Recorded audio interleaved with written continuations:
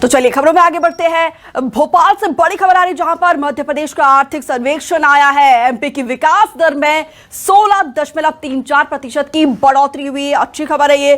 CM Shivraj Singh Chauhan का बयान सामने आया। आर्थिक सर्वेक्षण के तथ्यों से खुशी हुई है। कोविड के बावजूद दर्ज की गई है बढ़ोतरी। शिवराज सरकार ने अपना आर्थिक सर्वेक्षण पेश कर दिया है। आर्थिक सर्वेक्षण में सरकार ने अपनी उपलब्धियां बताई है और जो अचीवमेंट रही है। कोरोना का संकट काल रहा, लेकिन इसके बावजूद देखिए मध्य प्रदेश ने किस तरीके से ग्रोथ किया है। आर्थिक सर्वेक्षण आया है और इसके मुताबिक 16.34% की बढ़ोतरी मध्य प्रदेश में दर्ज की गई है। तो ग्राफिक्स के जरिए हम आपको बता रहे हैं राज्य के बजट का आधार और कर संग्रहण बढ़ता जा रहा है। एमपी की विकास दर में 16.34% की बढ़ोतरी हुई है। देखिए क्या खास है ये हम आपको बता रहे हैं। सकल घरेलू उत्पाद देखिए पर कैपिटा इनकम 2022-23 से बढ़ गई है और 521 करोड़ से ज्यादा का ऋण स्ट्रेस बढ़ा है। राज्य के बजट का आधार और कर संग्रहण बढ़ता जा रहा है।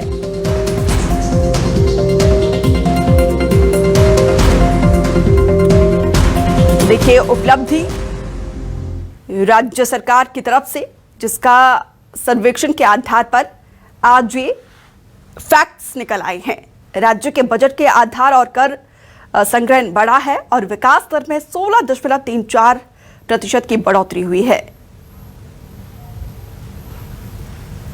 तो एमपी विधानसभा का बजट सत्र और आर्थिक सर्वेक्षण पेश किया गया है।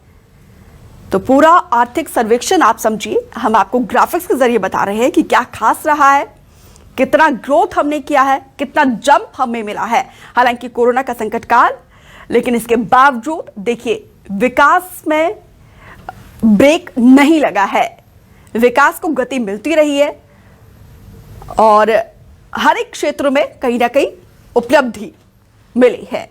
राज्य के बजट का आधार और कर संग्रहण बढ़ता जा रहा है। सरकार के लिए उपलब्धि है और इसको लेकर सीएम ने भी खुशी जाहिर की है।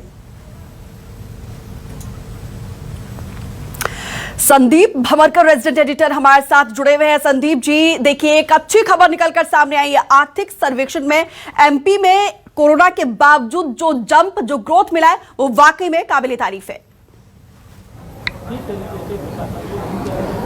बिल्कुल, और इसकी वजह ये बताई है मुख्यमंत्री शिवराज सिंह चौहान ने कि जो चीज़ें कोरोना के दौरान जिस तरह के हालात थे उसका सॉल्यूशन करने में सरकार ने कदम आगे बढ़ाए थे, जैसे डिजिटलाइजेशन है, इसकी वजह से आर्थिक गति जो है वो रुकी नहीं है और उसकी वजह से कोरोना के बावजूद हमारी आर्थिक स्थिति बेहतर हुई है।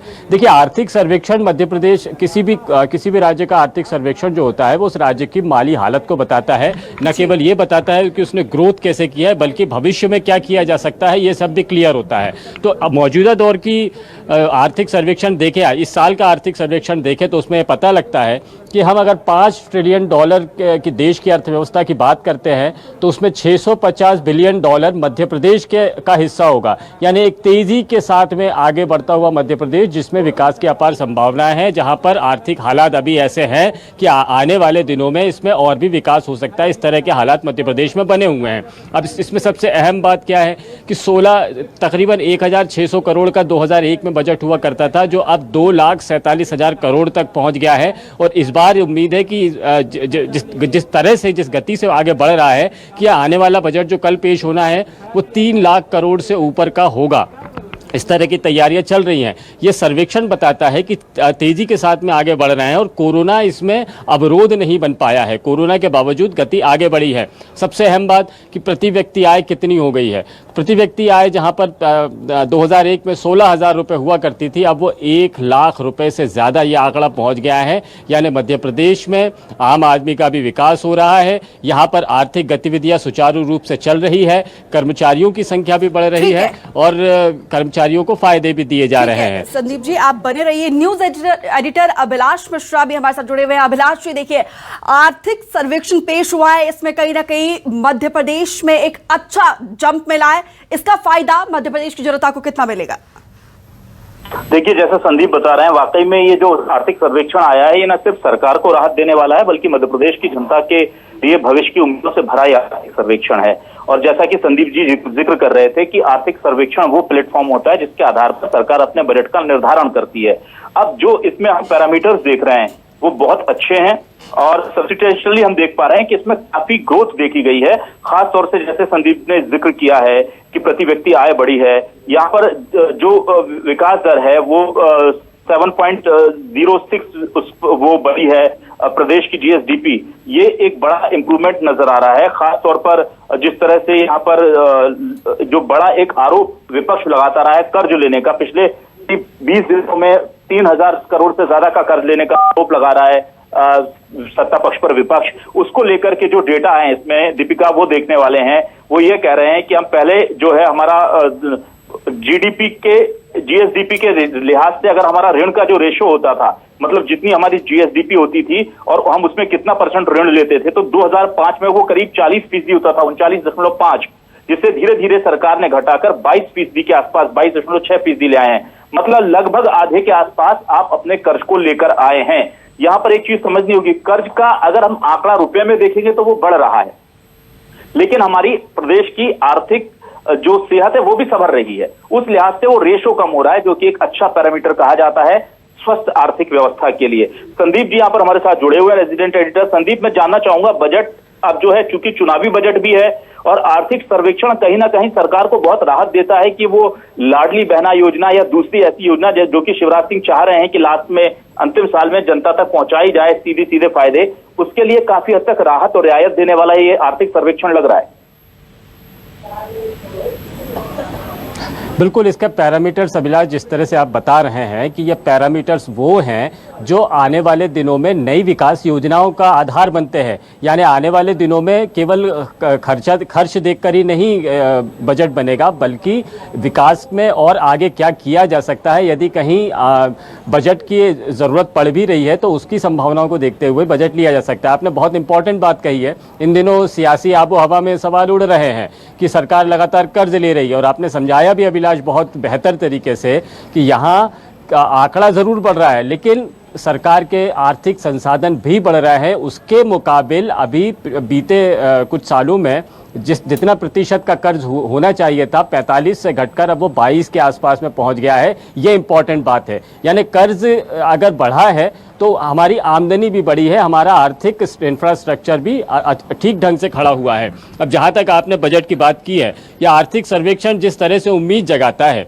तो आने वाले दिनों में ये इस बात की उम्मीद बहुत ज़्यादा है कि बजट जब पेश होगा तो किसानों के लिए भी कुछ होगा, महिलाओं के लिए भी होगा और ख़ास तौर पर बेरोजगारी के लिए भी होगा। सरकार ने बेरोजगारी को कम करने के लिए और आर्थिक स्थिति को मजबूत करने के लिए एक घोषणा पहले ही कर दी है, जिसे लाडली बहना योजना नाम दिया जा रहा है। इससे पहले लाडली लक्ष्मी योजना के तहत हर बालिका को जो रजिस्टर्ड है उसको 1 लाख रुपए 12वीं तक पहुंचते पहुंचते उसके खाते में पहुंच जाते थे। ऐसे बालिकाओं की संख्या 45 लाख से ज़्यादा पहुंच चुकी है। ये मौजूदा आंकड़ा है। लाडली बहना के अंतर्गत अभी रजिस्ट्रेशन शुरू हुए हैं। इसमें 1000 रुपये प्रति महिला को दिया जाएगा और ये इस खर्च को वो अपने घर के ज़रूरी खर्चों में ये जो राशि मिलेगी इसको घर का ज़रूरी खर्चों में शामिल कर सकेगी। और सरकार को उम्मीद है कि आत्मनिर्भर की तरफ में ये उस महिला का एक कदम होगा। इससे वो आगे आने वाले दिनों में कारोबार की तरफ आगे बढ़ा सकती है, बच्चों की मदद कर सकती है, पति को मदद कर सकती है, घर को सजा संवार भी सकती है। तो इस लिहाज से ये योजना है, ये तो ऑलरेडी मध्य प्रदेश सरकार के बजट में थी, लेकिन जो आर्थिक सर्वेक्षण आ गया है इसमें अब सरकार कुछ नई विकास योजनाएं भी पेश कर सकती है। बेरोजगारी के लिहाज से भी बहुत कुछ हो सकता है। एमएसएमई सेक्टर और किसान जिनको मदद की इस वक्त में ज़रूरत है, तो इनके लिए भी एक बड़ी राशि आ सकती है। ये आर्थिक सर्वेक्षण संकेत दे रहे हैं। और जो हालात जिस तरह से आंकड़े पेश किए गए हैं, जो पैरामीटर्स बताए गए हैं, उससे साफ है कि मध्य प्रदेश का बजट उम्मीद जगाएगा। और वित्त मंत्री ने तो हमसे बातचीत में भी कहा है अभिलाष कि उम्मीद बनाए रखिए, बजट में सबके लिए सब कुछ होगा। तो बिल्कुल उम्मीदों का बजट कहीं ना कहीं कह सकते हैं। लेकिन अभिलाष जी देखिए, मध्य प्रदेश अब देश के विकास में अहम भूमिका निभाते हुए नजर आ रहा है, लेकिन आर्थिक सर्वेक्षण पेश करने के बाद सरकार को कितना फायदा होगा, क्योंकि चुनावी साल है? बिल्कुल, देखिए बहुत फायदा होगा। और ये जब आपकी आर्थिक सेहत अच्छी होती है, तो जब चुनावी साल में आदमी जाता है, सरकार जाती है, तो उसके लिए सबसे ज्यादा, जैसे क्रिकेटर जब क्रिकेट खेलने जाता है तो उसके लिए फिजिकल फिटनेस का जो कॉन्फिडेंस होता है, वो चुनावी वर्ष में जब प्रवेश करते हैं और बजट को लॉन्च करते हैं तो आर्थिक सर्वेक्षण, मतलब आप ये समझ लीजिए कि किसी बड़े टेस्ट से पहले आपकी पूरी फिजिकल टेस्ट रिपोर्ट ओके नहीं बल्कि वेरी गुड आ जाए। ये वैसी स्थिति है सरकार के साथ।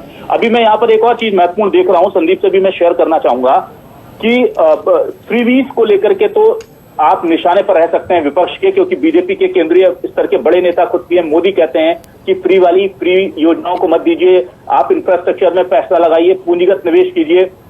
वहां पर भी मैं देख रहा हूं तो सरकार ने बहुत ही मार्जिनली अचीवमेंट वहां पर जो है गेन किए हैं, लेकिन वो इंपॉर्टेंट हो जाते हैं। या अभी मैं नीचे देख रहा था, शासन का पूंजीगत व्यय जो है वो 37,000 करोड़ से 23% बढ़कर अब 45,685 करोड़ का हो गया है। पूंजीगत व्यय इंफ्रास्ट्रक्चर पर लगने वाला वो पैसा होता है दीपिका, जिसके जरिए बहुत सारा रोजगार का निर्माण होता है। जो इंफ्रास्ट्रक्चर डेवलपमेंट होता है वो आने वाले कम से कम 2 से 3 दशक तक प्रदेश के विकास में योगदान देता है, चाहे वो अस्पतालों का निर्माण हो, चाहे वो बड़े बड़े बांध का निर्माण हो, पुलों का निर्माण हो, सड़कों का निर्माण हो, स्कूलों का निर्माण हो। ऐसा इंफ्रास्ट्रक्चर जो बनेंगे तो तय है कि वहां पर रोजगार आएगा। अगर एक नया मेडिकल कॉलेज बनेगा तो तय है कि वहां के 2-4-5 हजार लोग उससे सीधे तौर पर प्रभावित होंगे और उनको फायदा मिलेगा, और वो इनडायरेक्टली ही सही लेकिन हमारी आर्थिक विकास दर में मदद करेंगे। इसलिए अच्छी सेहतमंद आर्थिक की पहचान यही होती है कि वहां पर आपका जो टोटल खर्च हो रहा है वो फ्रीबी योजनाओं के से ज्यादा अगर आप उसको पूंजीगत निर्णयों में लगाते हैं तो उससे कहीं ना कहीं आने वाले टाइम पर भी आपकी अच्छी विकास दर बनी रहेगी, लोगों के पास रोजगार रहेगा, लिक्विडिटी ऑफ कैश रहेगी। ये बहुत सारे यहाँ पर मैं देख रहा हूँ इस आर्थिक सर्वेक्षण को, तो बहुत सारी चीजें ऐसी हैं जो फील गुड का एहसास करा रही हैं। संदीप जी, मैं जानना चाहूंगा कांग्रेस की तरफ से कोई प्रतिक्रिया आई है क्या इस आर्थिक सर्वेक्षण पर?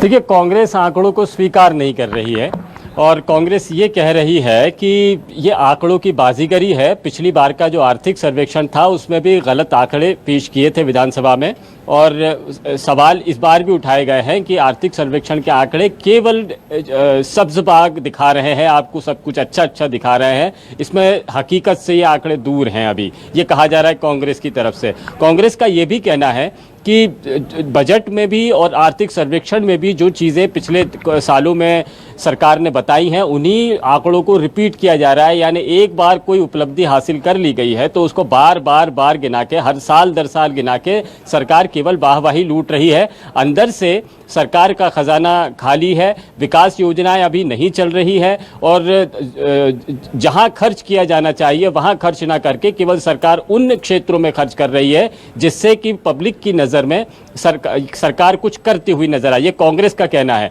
कांग्रेस की सरकार में जो वित्त मंत्री रहे हैं तरुण भनोट ने यह बयान दिया है कि ये केवल आंकड़ों की बाजीगरी है। तो ठीक है संदीप, यहाँ पर एक चीज और मैं आपको बताना चाहूंगा, एक इंपॉर्टेंट चीज जो मैंने अभी नोटिस की है वो ये है कि इस आर्थिक सर्वेक्षण में जो डायरेक्टली रूरल इकोनॉमी को बूस्ट अप करने के लिए खासतौर से आधी आबादी, कल ही हमारे डिबेट में एक पत्रकार थी जो उन्होंने ये हमें जानकारी दी थी, बहुत अच्छी जानकारी थी, वो फैक्ट मैं अपने दर्शकों से शेयर करना चाहूंगा कि इस दफे का चुनाव ऐसा चुनाव होगा जिसमें फीमेल वोटर्स, महिला मतदाता मेल वोटर से ज्यादा होंगे। इसलिए आधी आबादी को रिझाने के लिए लाडली बहना योजना, और कमलनाथ जी कह रहे हैं कि बिना कंडीशन अप्लाई हम भी 1,000 रुपए हर महिला को देंगे। ये इसलिए कह रहे हैं क्योंकि उन्हें पता है कि इस बार महिलाएं जिसकी तरफ हो जाएंगी, महिलाएं जिसे पसंद कर लेंगी, उसकी सरकार बननी तय है। अब आप यहाँ पर देखिए इस बिंदु के 9वें पॉइंट को जो हमारे पास इस वक्त है, हम अगर देखते हैं तो इसमें बताया गया है कि जो स्व सहायता समूह है, सेल्फ हेल्प ग्रुप्स है, उनमें देखिए कितनी जबरदस्त बढ़ोतरी हुई है। ये बढ़ोतरी जो है 2012-13 में 19,000 स्व सहायता समूह थे और जो अब बढ़कर के करीब 43,000 हो गए हैं। मतलब 4,20,000 परिवार जो हैं वो सीधे सम्मिलित हैं, जिनको सरकार किसी ना किसी स्कीम के तहत कैश बेनिफिट दे रही है, रिवॉल्विंग फंड दे रही है, कम्युनिटी रिवॉल्विंग फंड दे रही है, कैश क्रेडिट लिमिट दे रही है। और इसके माध्यम से स्टार्टअप की भी बात कर लें, जहां पर स्टार्टअप में लोगों को वित्तीय सहायता दी जा रही है, 6,000 करोड़ वहां पर दिया गया है। तो कुल मिलाकर के सरकार डायरेक्ट जो बेनिफिशियरी है उनको भी कहीं ना कहीं उनका डेटा बढ़ा रही है, और ये सब चीजें सरकार के फेवर में जाती नजर आ रही है। तो ठीक है, इस आर्थिक सर्वेक्षण की रिपोर्ट को बारीकी से समझाने के लिए संदीप जी, अभिलाष जी, आप दोनों का बहुत बहुत शुक्रिया। तो देखिए, आर्थिक सर्वेक्षण की रिपोर्ट आने के बाद सरकार कहीं ना कहीं कॉन्फिडेंट नजर आ रही है, लेकिन विपक्ष इस आंकड़े को स्वीकार नहीं कर रहा है। लेकिन देखना होगा कि वित्त मंत्री के पिटारे से क्या निकलता है, और हर एक वर्ग को हालांकि बैलेंस करने की कोशिश की जाएगी, लेकिन इंतजार है बजट का और देखना होगा किस तरीके से हर एक वर्ग को बैलेंस करने की कोशिश वित्त मंत्री करते हैं।